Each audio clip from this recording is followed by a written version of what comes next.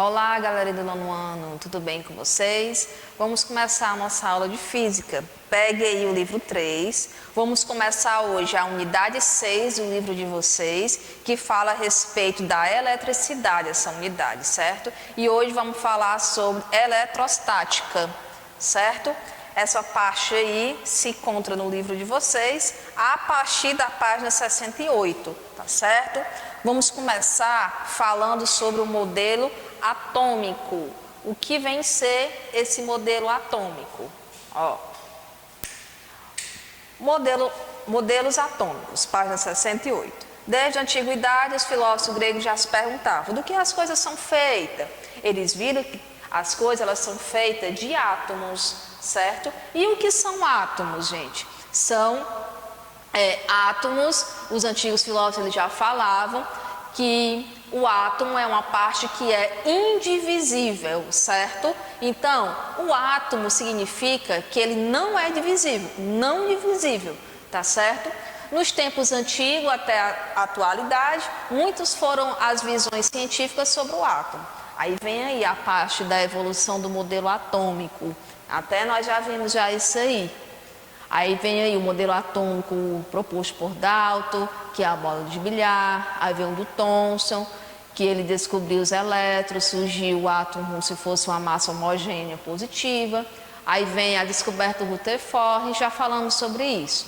Aí vem o modelo atômico atual, que ele propõe, que há um núcleo positivo, está aqui o núcleo, que é o centro positivo e denso, e regiões com energias bem definidas, com máxima probabilidade de se encontrarem os elétrons.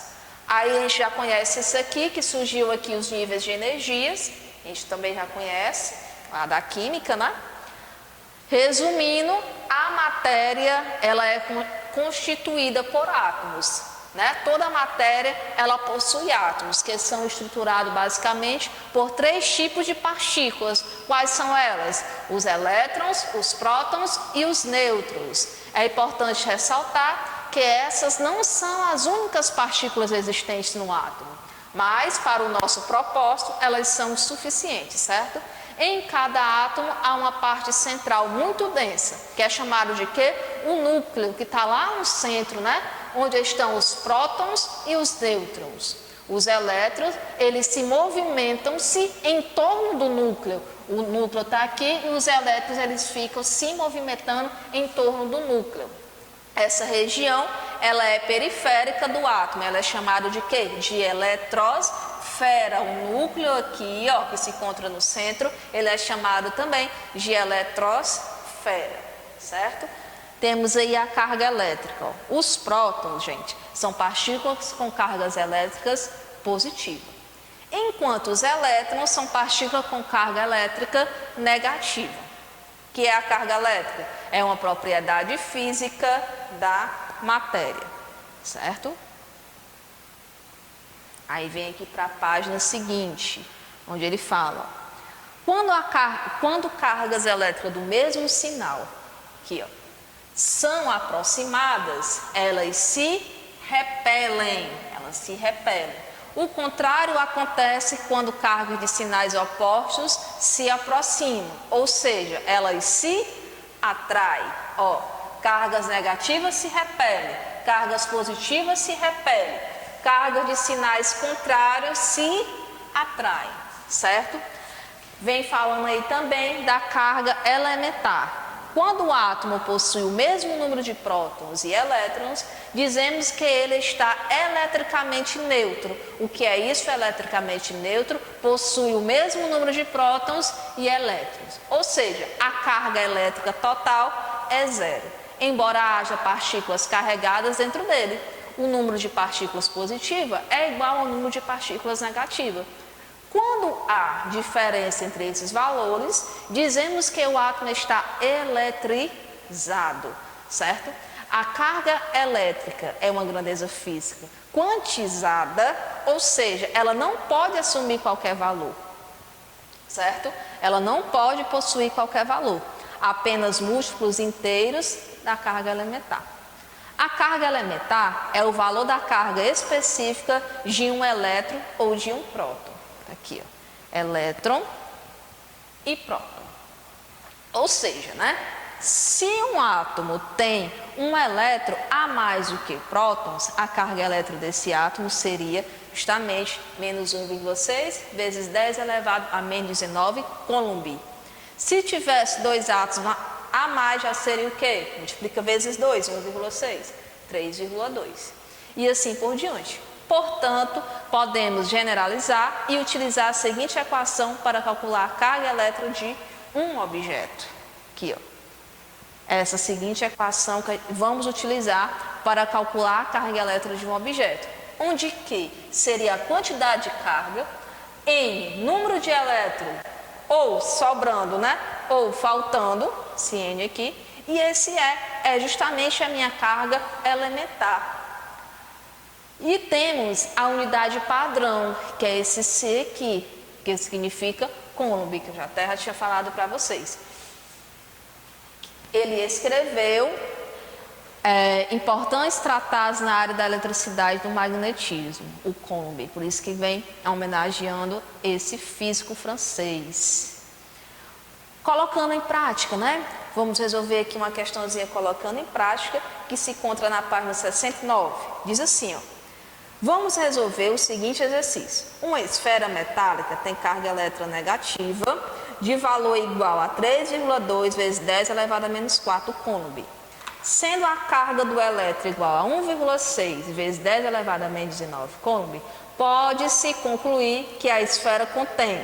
Vamos lá. Como vamos fazer? Seria como solução o item C, um excesso de 2 vezes 10 elevado a 15 elétrons. Mas como vamos resolver, né? Vamos ver aqui. Deixa eu apagar aqui para não ficar cobrindo nada. Ó, como diz aí no livro de vocês. Como a esfera tem carga eletronegativa, o que que significa? Há um excesso de elétrons na esfera. Então vamos utilizar essa formulazinha aqui. Lembrando, né, dada a definição de cada letrinha dessa, onde esse Q aqui, ele vai ser o quê? A quantidade de carga, certo? Esse N aqui, ele já será o quê? O número de elétrons que está sobrando ou faltando, certo? Esse N. Esse E já seria o quê? A carga elementar, que acabamos de ver, certo?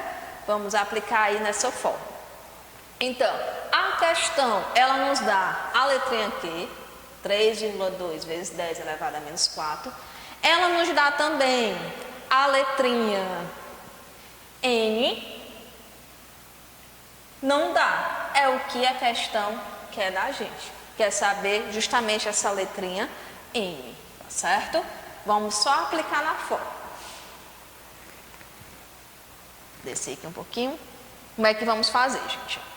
Esse N aqui, nós vamos trazer ele para cá, certo? Esse 1 menos 1,6 vezes 10 elevado a menos 19, ele está multiplicando. Eu sei que o inverso da multiplicação é a divisão. Então, esse menos 1,6 vezes 10 elevado a menos 19, que está multiplicando, ele vai passar dividindo, certo? Aí eu tenho que lembrar aqui das propriedades da potência. Tá bom? Aqui não está negativo no numerador, negativo no denominador, cortou. O que é que eu vou fazer agora? Eu vou pegar 3,2 e dividir para 1,6. É como se você dividisse 32 para 16, que dá a mesma coisa, certo? Porque ele tem, eu tenho, a gente temos a mesma casa decimal, certo? 32 dividido para 16, que dá 2. Aí eu tenho que lembrar da propriedadezinha da potência, né? Eu tenho aqui, ó, 10 elevado a menos 4, é menos 4, estou vendo aqui direito. 10 elevado a menos 4 e 10 elevado a menos 19. Divisão de potência de mesma base, né? O que é que eu vou fazer? Repete a base, certo? E aqui, e subtrai os expoentes. Você subtrai, tá certo? Aí como se tivesse assim, 4, menos 1, menos 19. Tiro parênteses, lembra da regra de sinais? Sinais iguais, né? Positivo. Sinais diferentes, subtrai, repete sinal do maior número. 19 menos 4, 15.